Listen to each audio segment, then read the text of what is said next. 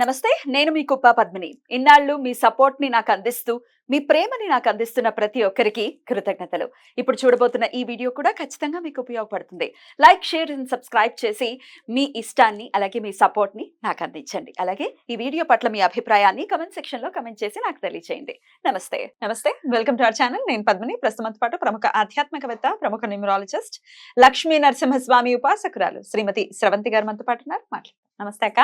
నమస్తే పద్మిని. అక్క, exam tension నడుస్తూ ఉంది. మీకు కూడా మొదలు కాబోతున్నట్టుంది. రేపటి నుంచా? రేపటి నుంచి ఎగ్జామ్ ఫీవర్. ఎగ్జామ్ ఫీవర్ లో ఉండబోతున్నారు. వాడినైనా వదిలిపెట్టదు. రైట్. అయితే ఎగ్జామ్స్ డెఫినెట్ గా చదువుకున్న వాళ్ళు డెఫినెట్ గా ఆ కాన్ఫిడెన్స్ తో ముందుకెళ్తారు. కానీ పేరెంట్స్ కి ఎంత కాన్ఫిడెంట్ ఉంటుందనేది డెఫినెట్ గా ప్రశ్నార్థకమే. పేరెంట్స్ మాత్రం కొంచెం భయపడుతూ ఉంటారు. బాగా పాస్ అవ్వాలి అని కోరుకుంటూ ఉంటారు. ఫర్ దిస్ ఏదైనా ఆల్టర్నేటివ్ ఉందా? తప్పకుండా చెప్తాను పద్మిని.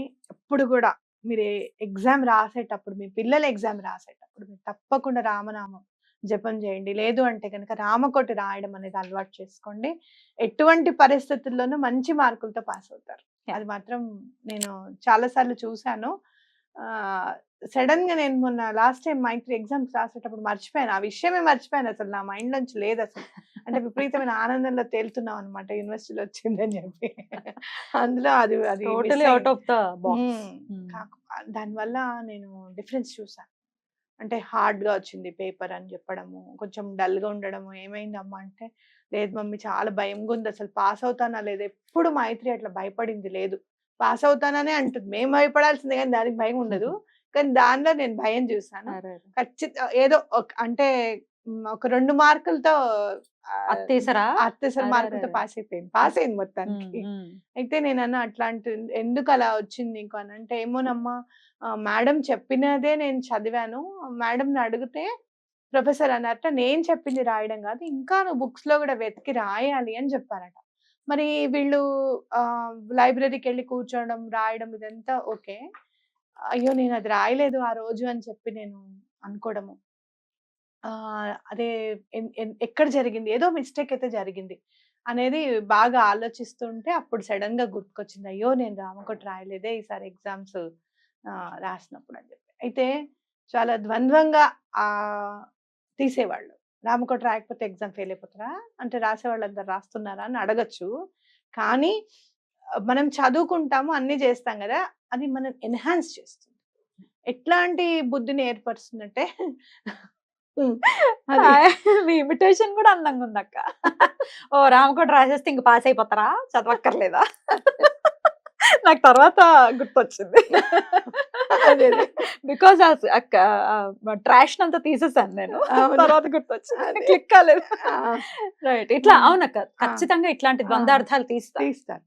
వాళ్ళకి కూడా నేను చెప్తున్నాను చూడండి, నేను రాస్తాను నాయన, నేను తప్పు చేశాను అని చెప్పి దండం పెట్టుకున్నాక దానికి ఐడియా వచ్చింది. అమ్మా బలన లా బుక్స్ ఉంటాయట, ఇక్కడ కోటిలో దొరుకుతాయట, అవి మనం కొనుక్కోవాలటమ్మా. దానంతట అదే ఫ్రెండ్స్ తో మాట్లాడుకున్న తర్వాత దానికి ఇన్ఫర్మేషన్ వచ్చింది. అప్పుడు పర్వాలేదు నాన్న, రేపు వస్తావు కదా, నేను తీసుకొని వెళ్ళి నేను బుక్స్ కొంటాను అని చెప్పడము, ఆ బుక్స్ కొనడము. ఇప్పుడు చాలా ఈజీగా ఉందమ్మా చదవడానికి. ఎందుకనంటే అంత టైం ఎన్ని సబ్జెక్ట్స్ ఉంటాయి. బిఏ ఎల్ఎల్బి అనే వరకల్లా బిఏ సబ్జెక్ట్స్ ఉంటాయి, ప్లస్ ఎల్ఎల్బి సబ్జెక్ట్స్ కూడా ఉంటాయి కదా.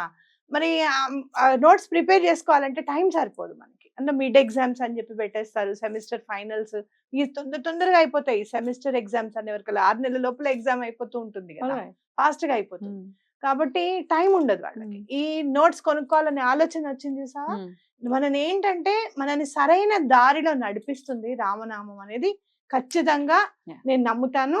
అలాగే ఎగ్జామ్ అన్న విషయంలో కూడా మనం ఏం చదవాలి, ఏం చదివితే మనకి మంచి మార్కులు వస్తాయి, మనకి ఈజీగా హాయిగా ఎగ్జామ్ రాసేసాము అనేది తెలుస్తుంది. అదంతా కూడా రామనామం వల్ల వస్తుందని నేను గట్టిగా నమ్ముతాను. అలాగే మనం మేనిఫెస్టేషన్స్ లో గనక చూస్తే గనక సిజిల్స్ అనేవి చాలా ఎవరు తయారు చేశారో కానీ వాళ్ళకి నిజంగా దండం పెట్టుకోవాలి మనం. కొన్ని కొన్ని సిజిల్స్ కొంతమంది తయారు చేస్తూ ఉంటారు. వాళ్ళ పేర్లని నేను చెప్తూ ఉంటాను సిజిల్స్ గురించి. లా ఆఫ్ మేనిఫెస్టేషన్ క్లాస్ అనుకున్నాం గదా! అప్పుడు నేను చెప్తూ ఉంటాను. అథెంటికేషన్‌తో మనకు తెలిసింది అసలు లా ఆఫ్ మేనిఫెస్టేషన్ ఏంటి? లా ఆఫ్ అట్రాక్షన్ ఏంటి అనేది మన గాణగాపురం వెళ్ళినప్పుడు తెలిసింది. దాని గురించి కూడా తప్పకుండా నెక్స్ట్ మాట్లాడుకుందాం. ఎపిసోడ్ లో ఖచ్చితంగా. తప్పకుండా మాట్లాడదాం. ఇప్పుడు మనం ఒక హా. సిజిల్ వేసుకుందాం. Sure. ఎగ్జామ్ పాస్ అవ్వడానికి ఏ సిజిల్ వేసుకోవాలి?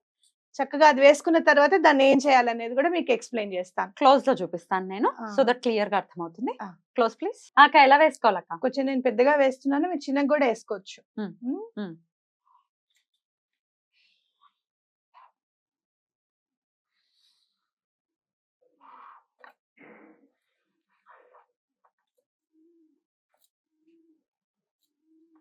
ఓ సో బ్యూటిఫుల్.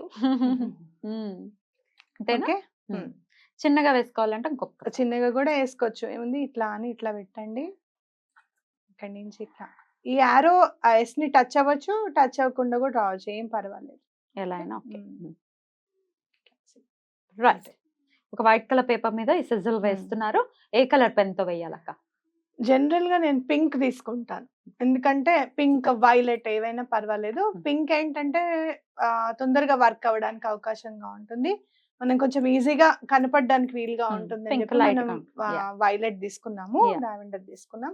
సో దీన్ని మనము బ్లూ పెన్ తో కూడా వేసుకోవచ్చు. పింక్ తో వేసుకోవచ్చు. Hmm. ఆరెంజ్ తో వేసుకోవచ్చు. పేపర్ మీద వేసి దీన్ని ఏం చేయమంటారు? పర్స్‌లో పెట్టేసుకోండి. లేకపోతే మీ పిల్లల ఎగ్జామ్ బుక్స్ ఉంటాయి గదా! బుక్స్‌లో పెట్టండి. లేదు అంటే గనక టఫ్ ఎగ్జామ్స్ ఉంటాయి. మ్యాథ్స్, ఫిజిక్స్ అని ఉంటాయి గదా! Hmm. వాటి నోట్ బుక్స్ ఉంటాయి గదా! పిల్లలవి స్టార్టింగ్ క్లాస్ వర్క్స్ ఉంటాయి. ఆ ఫస్ట్ పేజ్‌లో ఏసి పెట్టండి. ఎగ్జామ్స్ మంచిగా పాస్ అవుతారు. రైట్. సో అట్లా పిల్లల బుక్స్ లో గానీ, స్కూల్ బ్యాగ్స్ లో గానీ పెట్టేయాలి. ఎగ్జామ్ రిజల్ట్స్ వచ్చిన తర్వాత దీన్ని ఏం చేయమంటారు? వాటర్‌లో వేసేసేయండి. ఒక బౌల్‌లో వాటర్ తీసుకొని, ఒక గాజు గ్లాస్‌లో గాని వాటర్ తీసుకొని అందులో ఆ పేపర్ వేసేసి గ్రాటిట్యూడ్ అండ్ థాంక్స్ చెప్పడం యూనివర్స్‌కి. ఆ Alright. వాటర్ చెట్లలో వేసేసి ఆ పేపర్ తొక్కని జాగాలో వేయడం మంచిది. బ్యూటిఫుల్. బ్యూటిఫుల్. మనం స్కూల్స్ అన్నాం కాబట్టి పెద్ద ఎగ్జామ్స్‌కి పనికిరాదానికి వేరే సిజిల్స్ ఉంటాయి. అయితే అది ఇంకొక ఎపిసోడ్ లో. తప్పకుండా చెప్తాను. Beautiful. చాలా అద్భుతమైనటువంటి తరుణోపాయాన్ని మాకు సూచించారు. చాలా చాలా కృతజ్ఞతలక్క. నమస్తే. నమస్తే.